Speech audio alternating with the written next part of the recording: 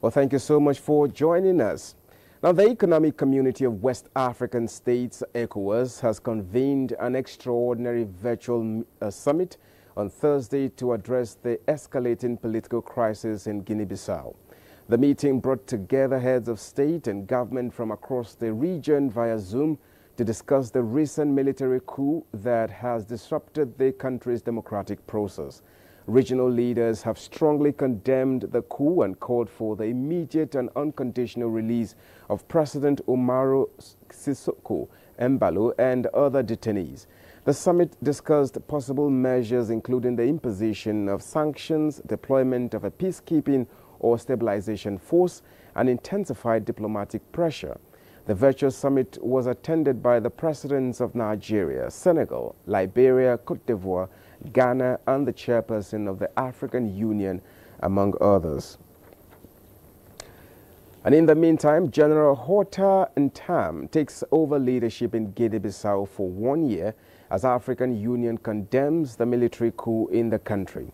Now let's have details from Uche Ugochukwu.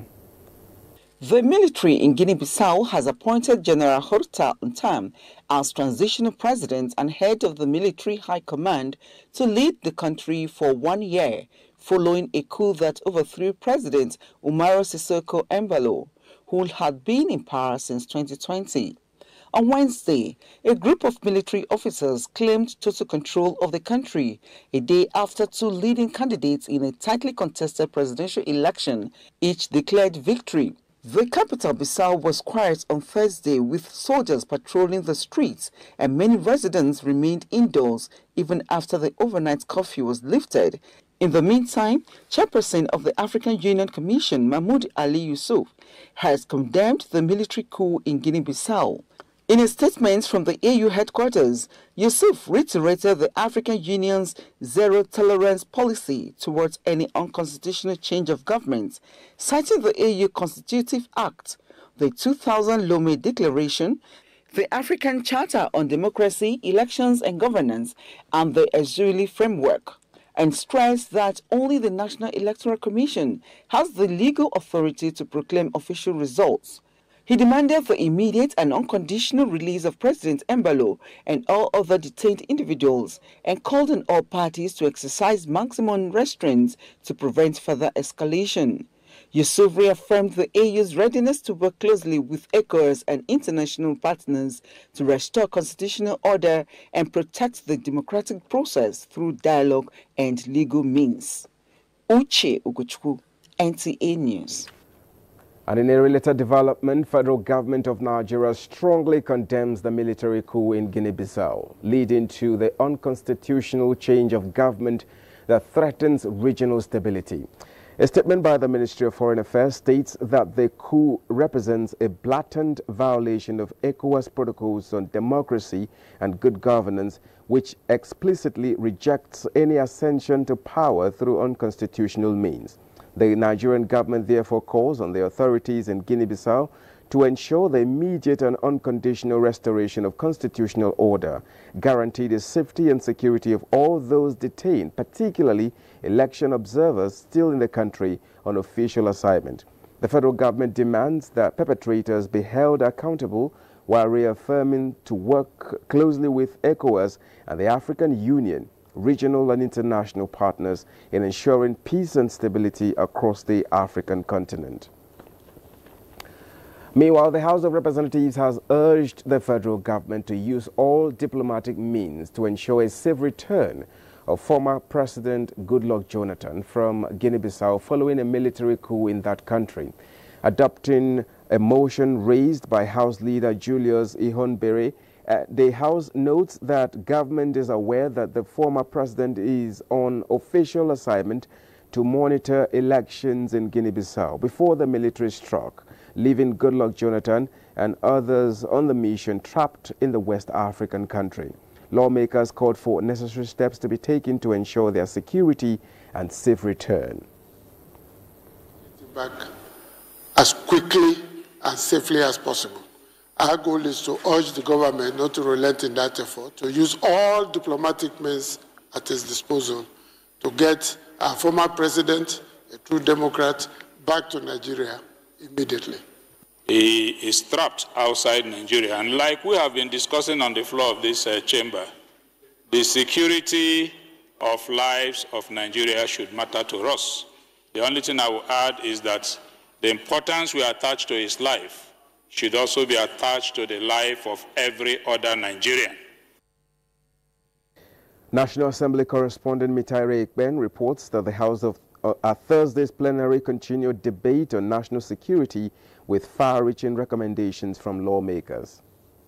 I know for sure, if by today, this hour, in a remote place in Nigeria, NSA or DSS is being abused through a video, they will go after that person and track their location.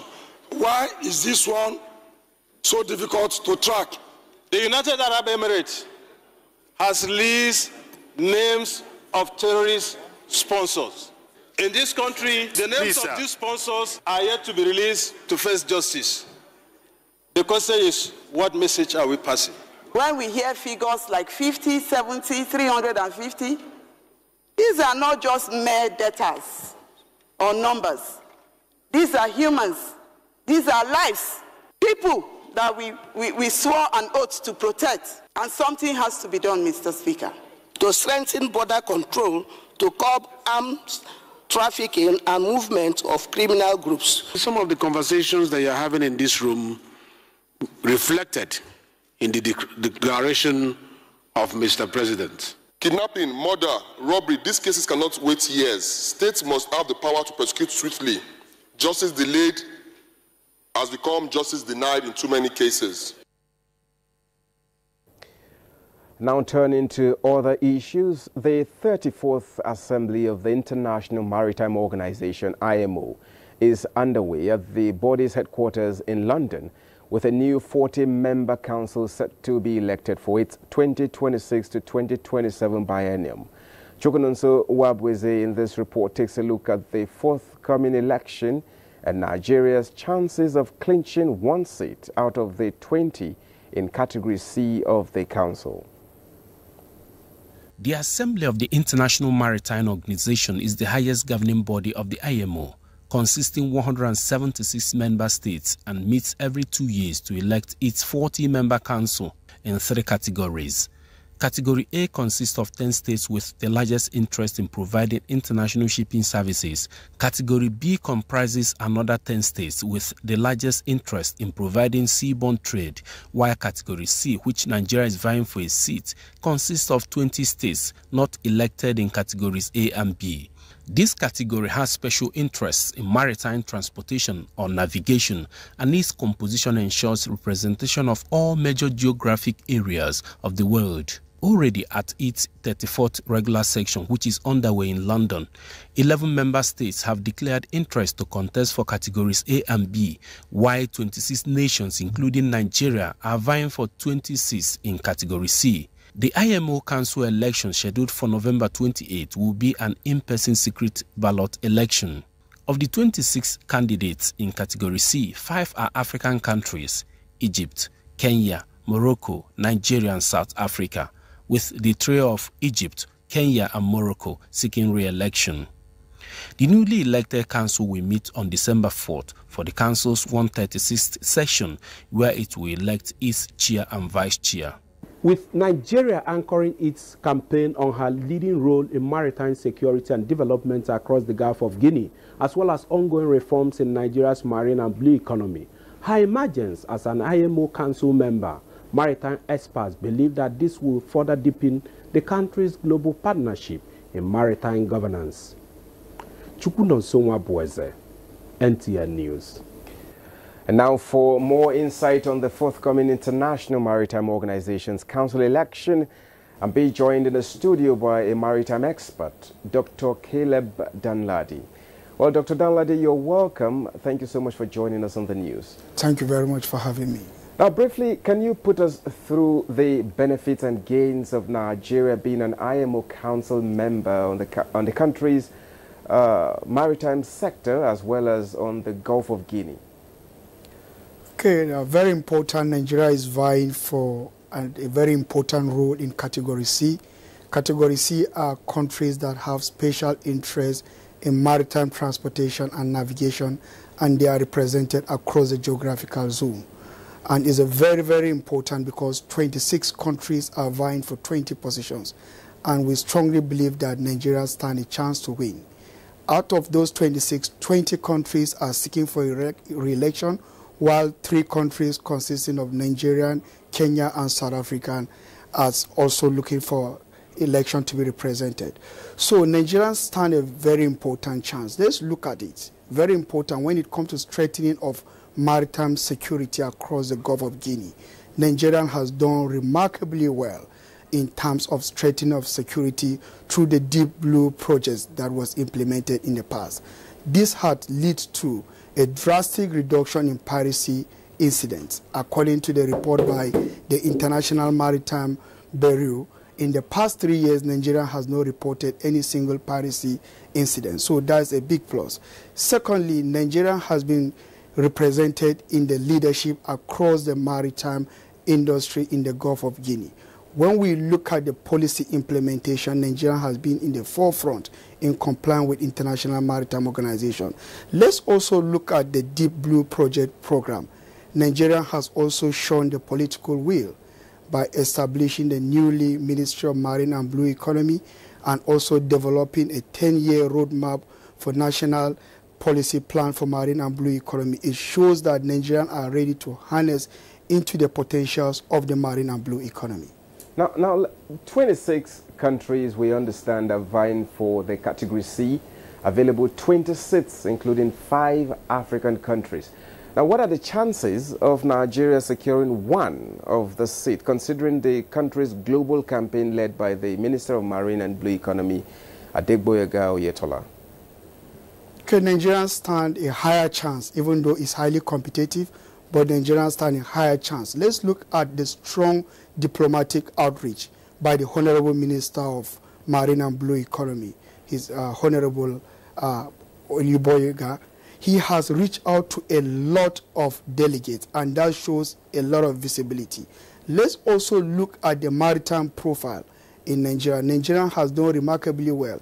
The world is passing through a lot of challenges ranging from climate change, decarbonization, digitalization, maritime security, and Nigeria has proven itself well in addressing one of the crucial issues that have to do with maritime security. Let's also look at the number of piracy that have reduced. It gives Nigeria a higher chance. Looking up to continuity, Nigeria has been elected in the past 20 years. So if Nigeria is re-elected, with the continuity, I believe Nigeria is going to do more when it comes to policy formulation, when it comes to technical committee in IMO. So they are going to do remarkably well. Now, before I let you go, what's your pattern shot as delegates from the 176 IMO member states cast their votes in the next couple of hours? I strongly believe that Nigeria is ready to serve. Nigeria is not only ready to serve at the regional level, but is ready to promote the global shipping. Thank you very much. Well, thank you so much, Dr. Caleb Danladi. Thank you so much for your time with us on the news. You're welcome. Thank you for having me. Well, this is the news on NTA International. It's time to take a short break. We'll be back with more reports. Please do stay with us.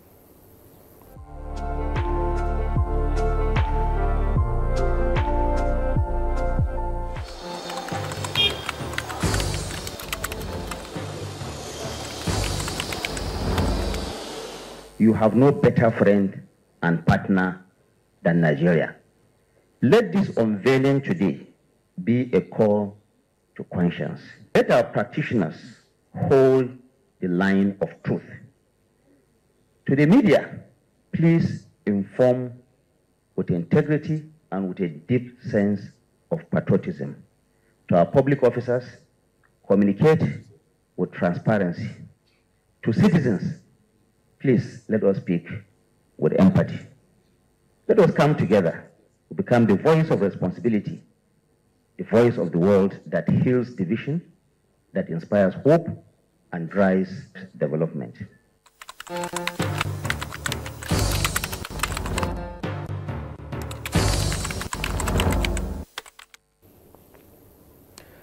Now, President Bola Tinubu has approved the constitution of the Nigerian side of the U.S.-Nigeria Joint Working Group as part of steps to deepen collaboration in tackling security challenges in the country.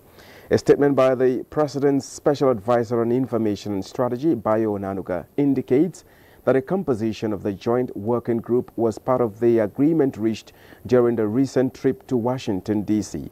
by a high-level Nigerian delegation led by the National Security Advisor Nuhu Ribadu. Ribadu is to lead the Nigerian side of the Joint Working Group, supported by a multi-stakeholder team comprising senior officials from relevant government establishments. Members of the Joint Working Group include the Minister of Foreign Affairs, Ambassador Yusuf Tuga, Minister of Defense, Mohammed Badaru Abubakar, Minister of Interior, Olubumi Tunji Ojo, Minister of Humanitarian Affairs, Dr. Bernard Doro. Others are Chief of Defense Staff General Olufemi Oluyede, Director General of the National Intelligence Agency, Ambassador Mohammed, and the Inspector General of Police, Kayode Egbetukun. Ms. Idayat Hassan of the Office of the National Security Advisor, and Paul Alabi of the Embassy of Nigeria in the U.S. will serve as the Secretariat. President Tinubu has urged members of the Joint Working Group to work assiduously with their U.S. counterparts to ensure smooth operationalization of all agreements across sectors. Now, 3 days after the presidential directive, about 12,000 officers have been recalled from VIP protection assignment. Inspector General of Police Kayode Egbetukun announced this at a meeting with strategic police managers at the force headquarters, Abuja. Francis Form reports. Criminal elements must not only be intercepted, they must be outmaneuvered. It is the first major strategic managers conference following recent security breaches in some parts of the country. Addressing the session, IGP Egbetukun describes the meeting as a decisive moment for Nigeria's internal security architecture, urging senior police commanders to intensify proactive intelligence-driven policing. He cited the recent attacks in Kwara, Kebbi, and Niger states as reminders of the evolving nature of insecurity. Peace maintained in one location and violated in another is not peace. In the immediate, we are neither going to sleep nor give ourselves accolades until every pupil abducted from St. Mary Catholic School in Niger State is rescued unhurt and united with their families. To strengthen security coverage nationwide, the IGP announced a series of operational adjustments, including the deployments of personnel to high-risk areas. Following this announcement, a total of 11,566 personnel have been recalled and will be deployed to active policing duties immediately.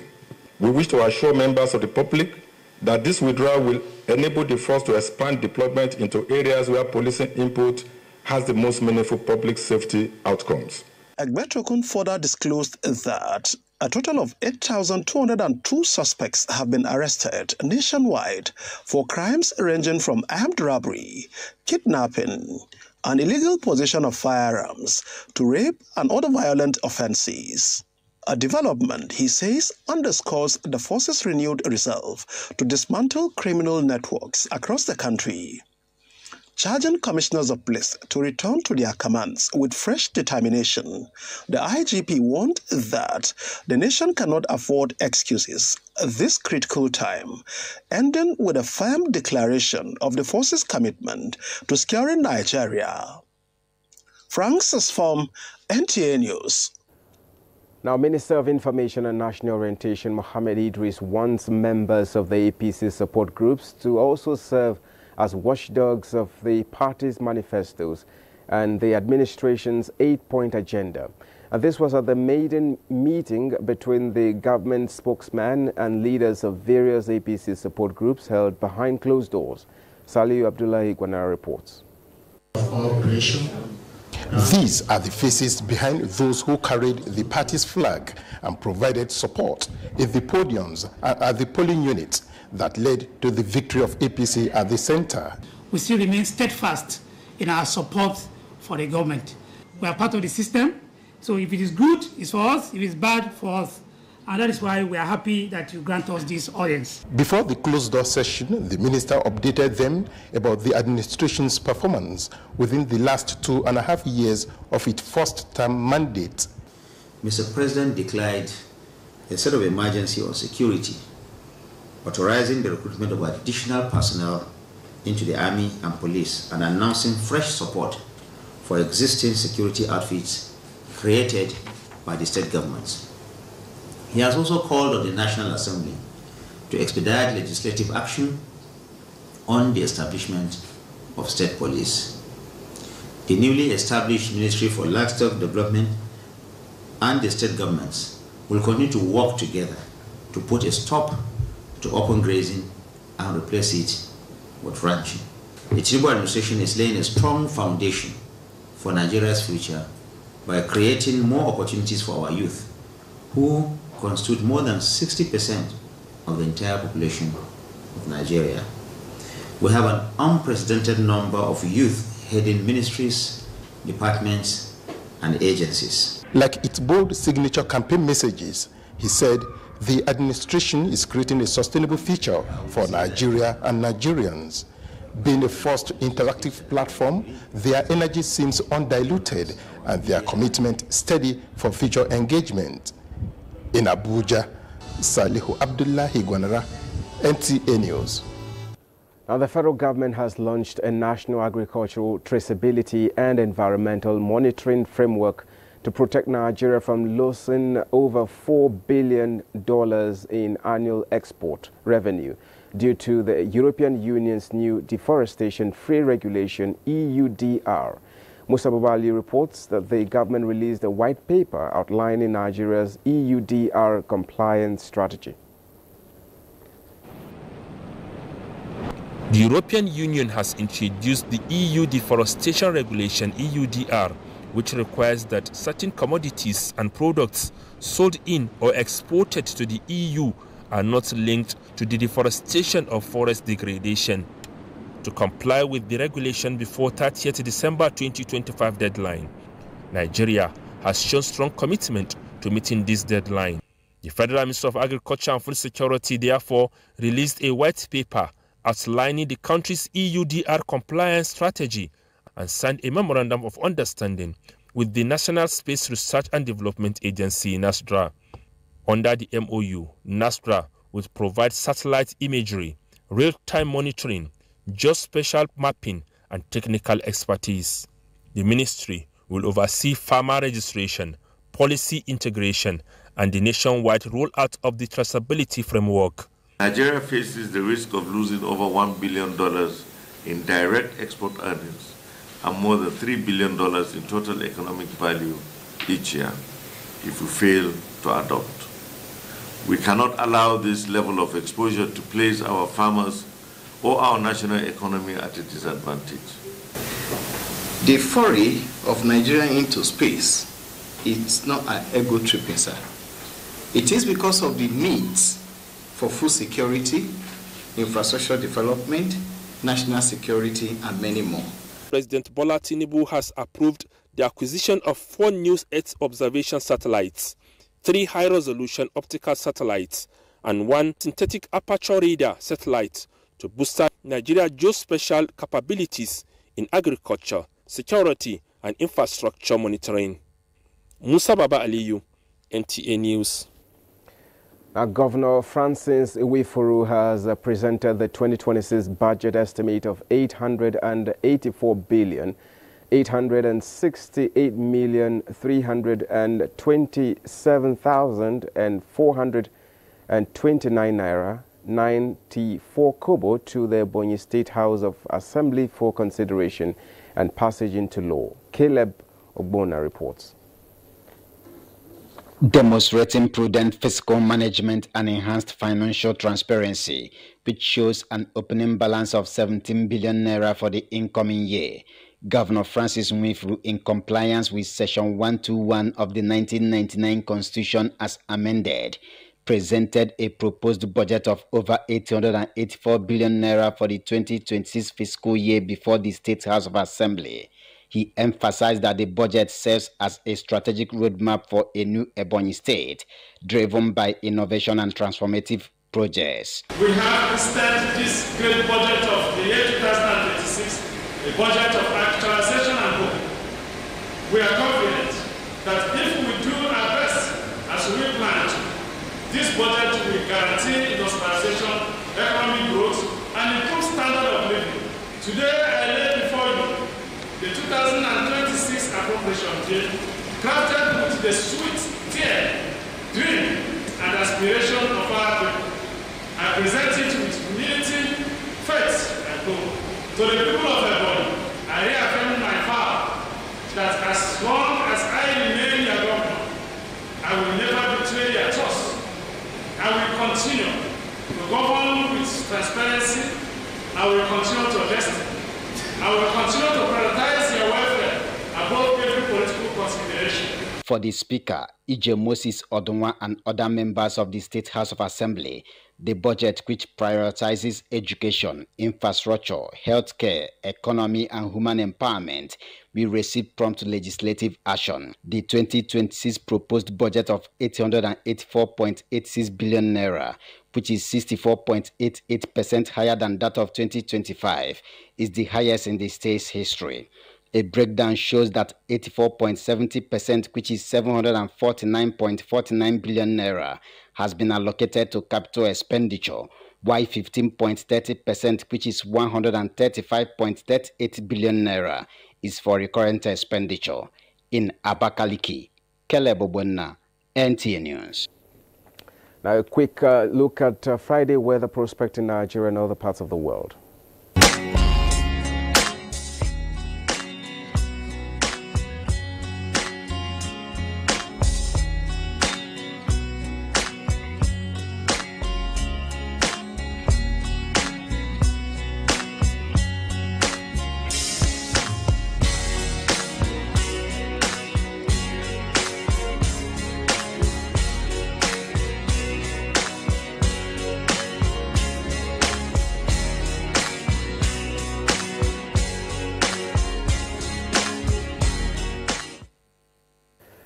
This is where we end the news at this time. Thank you so much for being a part of it. My name is Justin Bem. You do have a wonderful evening.